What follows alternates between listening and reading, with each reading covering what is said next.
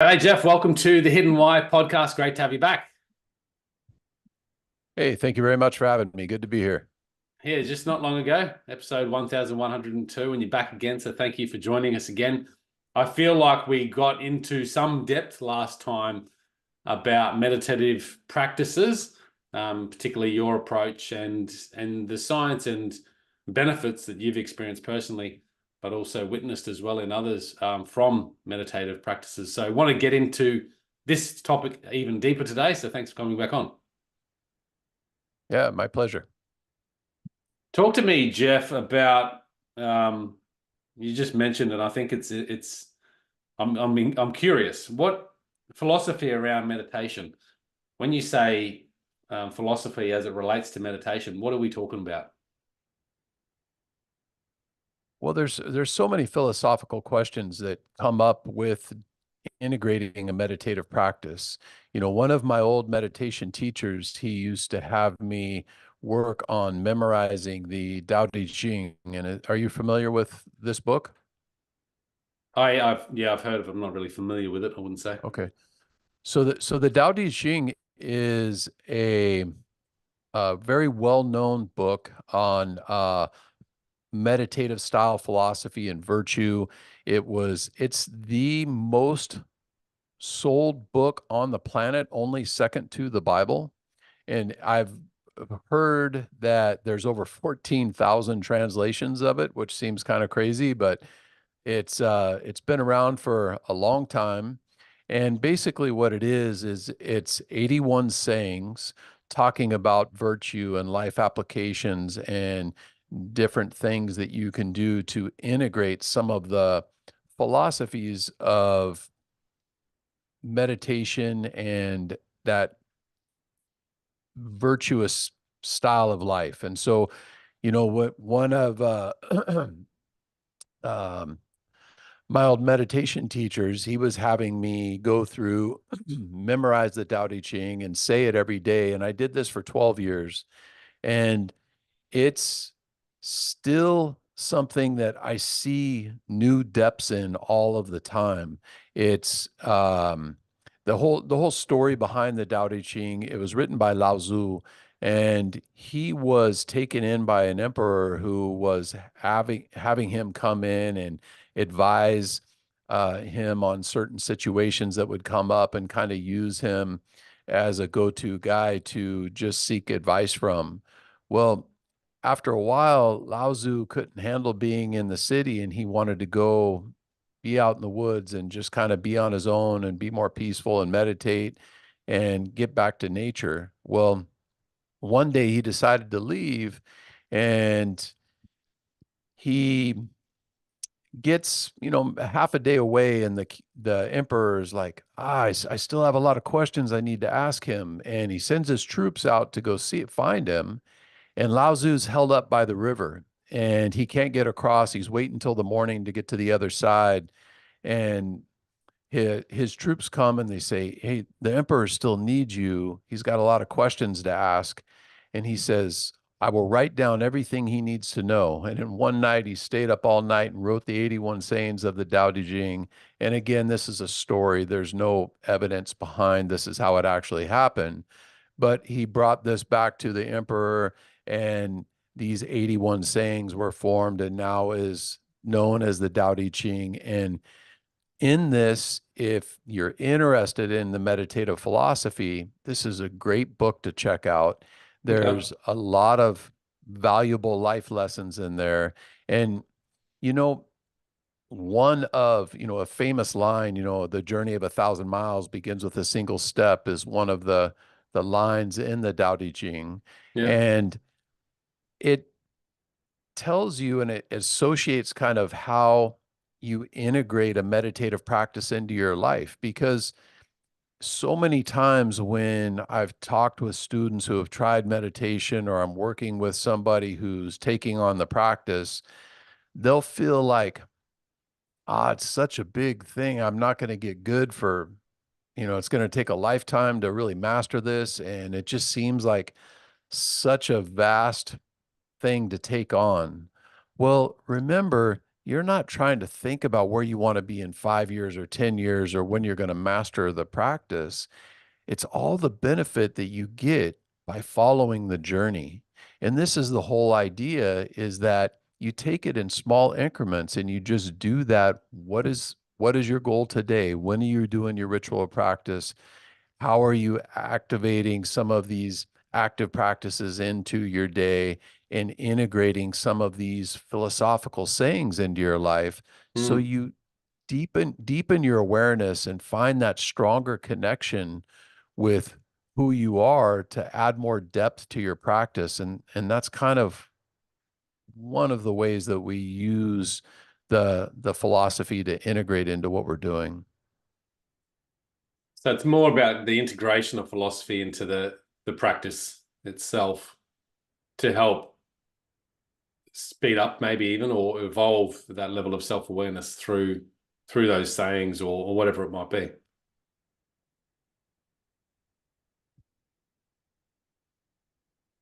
It's using the philosophy to open up your mind to more possibilities. Mm. So many times we go through life and we have these things ingrained in us through our upbringing, through our parents, through our grandparents, that this is the way this is the way this is. And we get these rules and we get these guidelines that tell us the way certain things are, right? Yeah.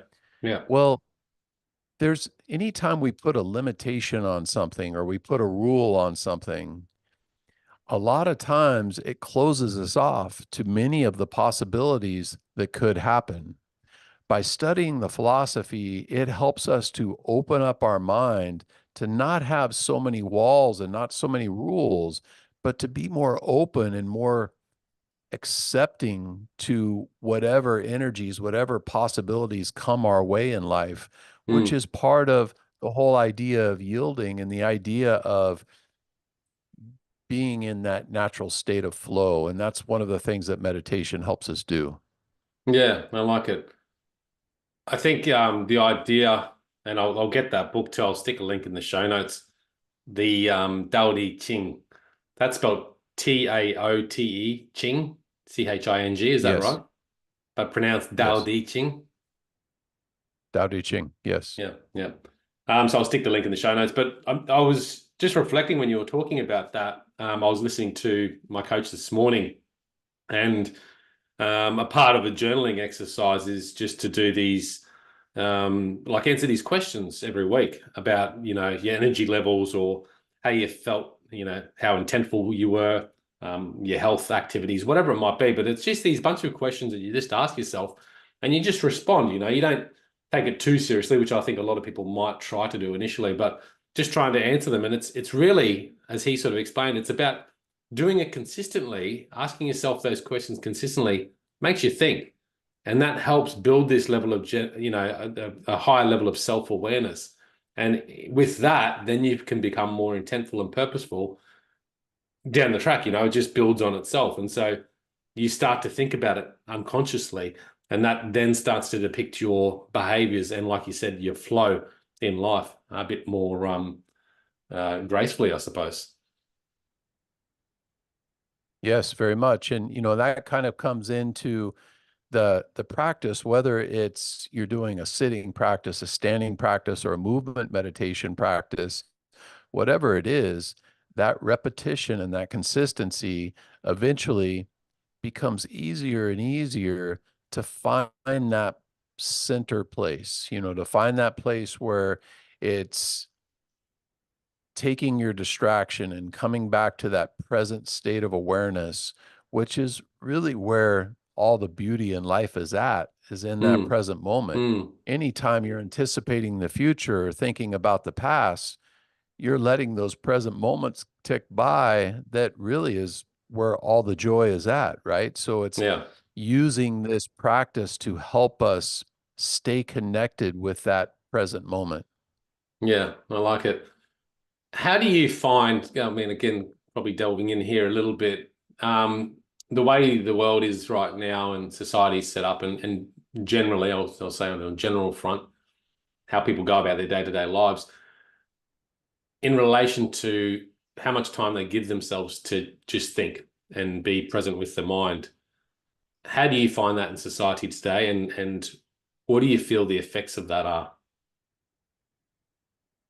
I believe that there's not enough of that going on in today's society. I can't tell you, it's pretty rare when you walk down the street and see somebody not tethered to their phone.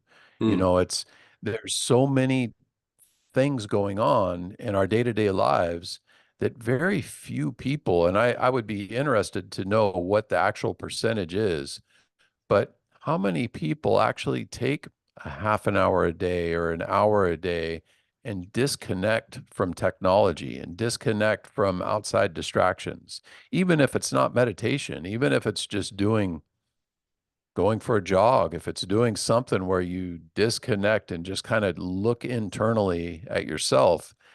It's not too common. You know, I go to the gym and work out, and 90% of the people in the gym are listening to their headsets while they work out. And while I think that's great, you know, you listen to a podcast, you learn something. But again, while you're doing something positive for yourself, you're you're not you're not looking inside. mm, You're listening to something, you're learning something, which is great. But when do you take that time, other than when you're sleeping, where you disengage and you just kind of listen to the thoughts in your mind and you try to connect with your heart and mm, kind of see how you really feel? You know, one of my meditation teachers, he always used to say, you know, everybody's walking around with a mask on. And so often you see this, you go out in today's society and you don't want to express your feelings, or maybe you want to kind of hide something that you're saying and don't want to hurt somebody's feelings or whatever it is. And you're kind of wearing this mask because you're not being 100% truthful throughout the day. Well, if we do this so often, eventually we get to the point where you look at yourself in the mirror and you're still wearing that mask. You know, you want to have that time by cultivating this practice to be able to reconnect with what's true to yourself so you never lose that root, if you will, of who you are. mm. Very, yeah, very true. And I can't agree more. And I'm guilty. I'm one of those guys that love consuming motivational content or just stuff that I'm interested in, podcasts, etc. And I'll find that, if I've got a time in the car or in the gym, I'll be, I plug in. And I've been through a process before. I thought, no, I just got to switch off that. And it did feel good. And it's just a reminder for me to go back to that. Like I often jump into the gym and I'll turn on the radio, sometimes some music, which is great. But I have found recently, just by not listening to the podcast while I'm preparing dinner or doing the gym, that yeah, I'm more connected. I'm thinking about me and internally and how I'm feeling and thoughts and all that sort of thing, which I think is very, very powerful. And I don't believe we have an environment that's conducive to allowing that, because we have, you know, again, I'd love your thoughts on this, but I think that the regular Joe, we have this, we have to get up, we have to take care of the kids, we have to go to work, we have to do all this thing, and then we're influenced by this consumerism society that we live in to, watch TV, listen to podcasts, jump on eBay, shop, buy more things, try and have more things, and it just takes us away from living more fundamentally. And I think you just touched on a really good point, which I believe is hard, and it's hard for me too. I think I'm getting there, but to live really, and this word sounds a bit cheesy, but live authentically. I think when you can live comfortably within your skin without that mask, you actually feel a level of freedom, first of all, but fulfillment and happiness more so as well through that. What were your thoughts on that? Well, I agree. You know, I listen to a lot of podcasts myself. I love to, you know, keep my mind thinking, you know, and getting new ideas in my head. However, if you're always wearing that mask and you're never disconnecting and you're never dealing with those feelings inside and making that connection, what happens is a stressor will come up or a conflict will come up. Yeah. And because you're not resolved of the things that are inside you, that's how you're going to express yourself. If you're content and you're at peace within yourself, then even when you're frustrated, you're going to be frustrated from a peaceful state. But if you're frustrated from a confused state or an aggravated state, it can Mm, cause a lot more problems. mm, And so by being able to come back to who you are and find that peace within yourself, you can approach the world with a peaceful lens. And no matter what happens, be in a better state of mind and put more positive energy out there with anything you're doing. mm. Yeah. 100%. And what are your thoughts on this idea? Because I know what a lot of people would say, well, that's nice, but when do you get actually the time to think? When do you get the time to meditate? That's probably a common objection you would hear, I Yeah. assume. Yeah. How do you respond to that? And how do you feel that actually you are better off by sacrificing time for meditation and time for thought, as far as your productivity and efficiency goes? I think when you're at a peaceful state and your mind is calm, you're going to be more productive every time over than when you're distracted. And Yeah. meditation helps us find that place of focus. When it comes to time, I think that you really can't have the time not to do it. You know, the Dalai Lama once said everybody should meditate for 20 minutes a day. Unless you're too busy, then you should meditate for an hour. Hmm. I love that saying in that everybody should invest this time in themselves. You know, 20 minutes a day is not much. And the nice thing about doing a meditative practice is while you have that ritual practice that might be 20 minutes, there's a lot of active practices that you can integrate into your day in as little as 60 seconds or 2 minutes. And they can be done when you're walking down the street or standing in line at the grocery store. And if you incorporate some of these things into your day to day lifestyle and now make your meditative practice a way of life and less of a hobby that you do once in a while, now there's really not a day that goes by when there isn't time. You know, you're always just making it part of who you are. And you'll find that your productivity, your creativity, your focus, all of those things will improve by integrating this into your life. Do you find that when people go through this process, um, I imagine you do, but naturally stress comes down, anxiety comes down. Um, do you find, like, I just sort of looking at my own experience, you start to focus on what's really important rather than all that stuff that's not really important? Because I think a lot of the stresses in life that we have right now, it's us living into these external demands that are put onto us, and then we go out there and live our day, and we have all this stress. But a lot of those things are little things that really have no significance to the bigger picture of our lives. And through a meditation process where we're more clear with our thoughts, we can actually rule out some of those things and really focus on the major things. And that's where I find productivity improves, and our stress levels decrease, because productivity improves because we're not focused on all those little things that are insignificant, and our stress levels decrease because all those little insignificant things actually don't have a great impact on the quality of our life. Yes, and I think one of the things that helps us with that point is that with meditation, it improves our awareness. And by increasing our awareness, we see when these distractions take us off track before they start gaining too much momentum. Because it's difficult if you start getting in an argument with somebody and you get to the point where you're exhausted and you're just a little bit irate, it's hard to turn back down and get to a peaceful state again.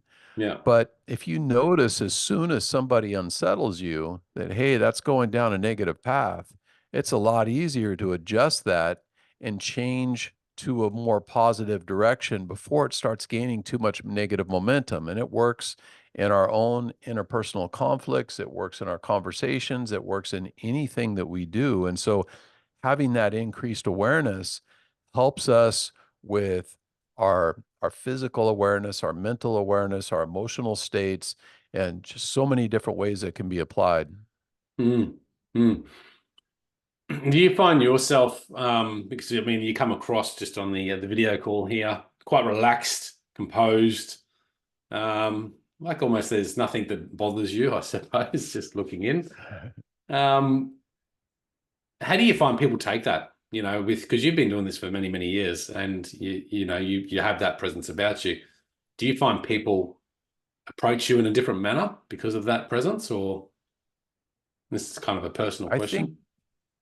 yeah, I think people appreciate that when you're in an interaction with them, that you're 100% present and Yeah. paying attention and really listening to what they are saying and how they're feeling and paying attention to their body language and their facial expressions and their tone of voice and all of those things.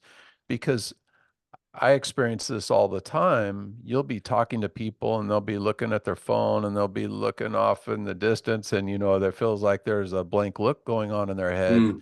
And I think that a lot of times people get used to that and they think that's just the way it's supposed to be. But for myself, if I'm going to spend quality time with somebody, I want it to be quality present moment time where there is that kind of deeper level connection there. And I feel like Mm. having a meditative practice really helps you be a little bit more sensitive to that. Yeah, absolutely. And I can see that, talking with you. And I know my mind still goes in different places when I'm having interviews. So often I'm writing down notes and putting things down. But I can see you're quite focused and present in the moment. How do you find, and this is maybe a question again, just about your schedule, but how do you prioritize your schedule so that when you have, something on, you're focused on that and you're not taken elsewhere? Are there any tricks or hacks that you have that help you do that better, other than your meditative practices? So are you asking me when I have time to fit my meditation in? No, no. So how do you schedule your day? Because right now you're in an interview, you've got no distractions, you're focused on this. But every day you've probably got different things that you have to do, whether it's an interview is kind of easy because we're face to face, we're in a conversation here. But just when you've got day-to-day activities and tasks and projects that you're working on, how do you prioritize your day so you're not distracted by all the other things happening in your life? Do you have any tools that you use to help you stay focused and on point?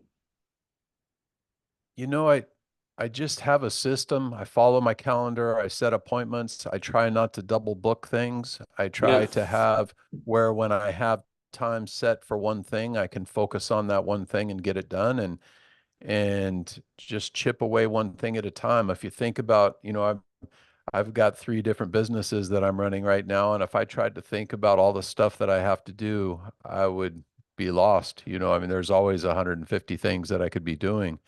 And so I think you take that one step at a time and do your best on it and be present there and that's just chipping away Okay, at it, well I that's guess. that's a really relevant point. I guess there's a lot of people out there that have businesses or whatever. Everyone's busy. You don't get overwhelmed by all the things that you look at your three different businesses and go, geez, I've got to do that, I've got to do that, got to do that. You don't feel overwhelmed. You just go, okay, well, let's just focus on one thing I can do for that, and just get Yeah. that done. And then I'll move to the next one without being overwhelmed by everything. I think that everybody gets distracted and everybody gets overwhelmed sometimes. And, Mm, it's never life is perfect. However, I think that doing the meditative arts for so many years, when I start feeling that way, it's easier to bring myself back to focus and find that center. And I don't spend too much time off in those distractions. hmm Do you ever have thoughts when you're sort of stepping back and you're going, okay, I'm not getting these things done? Do you have feelings like, okay, if I don't get them done, it's going to result in lesser outcomes that aren't favorable to the business or the people that I work with? Sure. Yeah, there's always things that are that need to be prioritized and feel like uh they're have tos, you have to get them Yeah, done. yeah, But those are the things that you focus on first. yeah. Those are the things that you knock off the plate before you get to hmm all the little busy things that you got to do. Yeah. Good stuff. Talk to me about the five regulations there, Jeff. We sort of had a bit of a chat about them in pre-interview. Yeah, so with any meditative practice, and when I talk about the meditative arts, just so everybody that's listening is clear, I'm talking about any kind of practice, whether it be Tai Chi, Qigong, sitting meditation, standing meditation, yoga, any kind of a meditative practice where you're working with movement or breath or postures to bring yourself to that kind of center state of awareness or focus. And so when you're doing a meditative practice, we have what we call the five regulations: regulating the body, regulating the breath, regulating the mind, regulating the energy, and regulating the spirit. Regulating the body is the easiest one to understand. And it's the idea, like, think about, if you're sitting at your desk at a computer and you're sitting there for 4 or 5 hours and your shoulders start to roll forward and you start to feel tired and get maybe a stiff neck or whatever, it's very depleting on your energy because your body is not erect, it's not hold with proper alignment. And you're breathing shallowly because you're not holding the right posture, your lungs aren't being effective. Because of this posture, it can be very draining. But say the same thing happens and the most important person in your world walks in the room, you're going to perk up, your body's going to be strong, and think about your energetic state in that Mm, moment.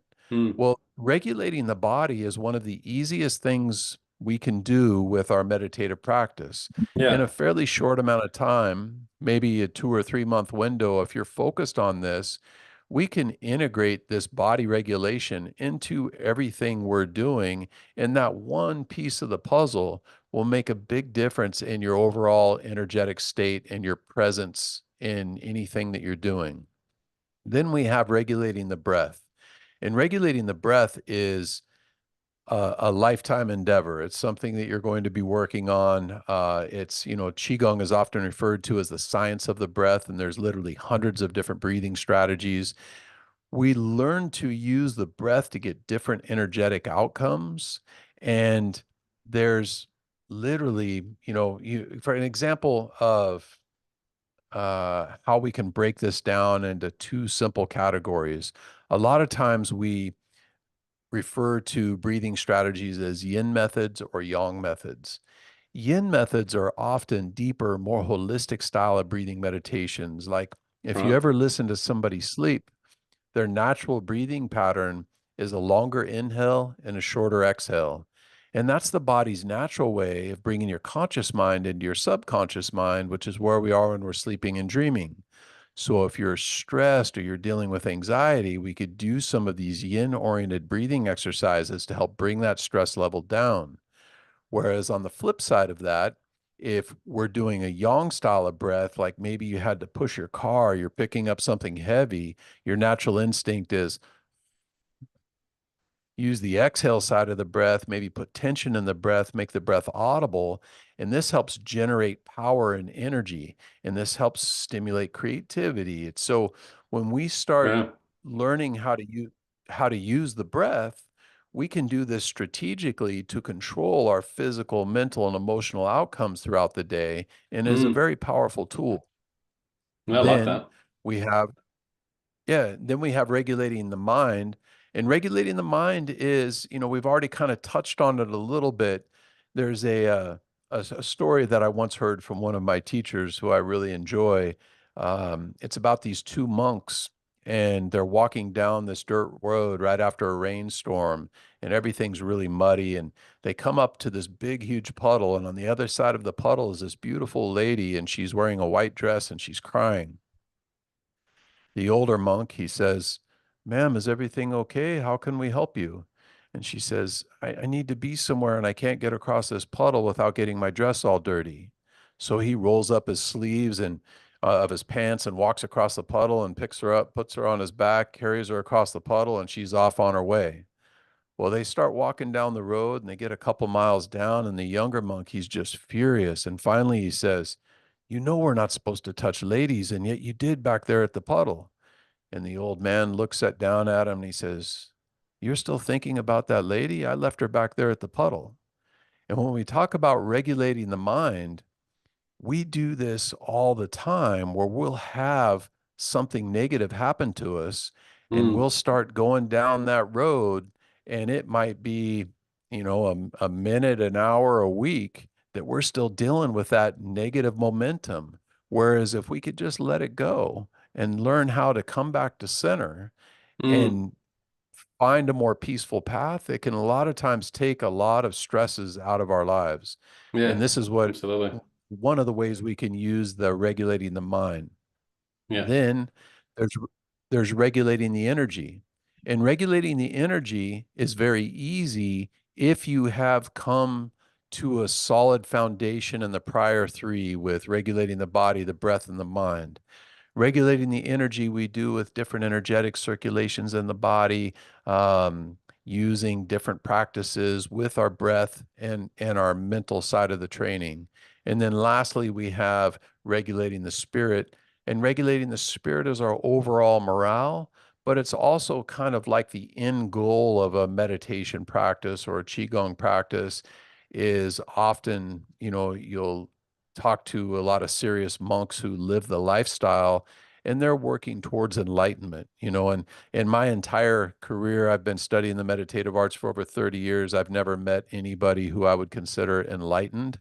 However, that's their goal. They're working towards that path. And while it is a huge feat to overcome, there are moments of enlightenment and there are moments of things where you get those aha moments, which is kind of what we're talking about when we mean regulating the spirit. Yeah. So each one of these sort of benefits the next. Is there sort of an order to it? It seems like there might be a bit of a flow there.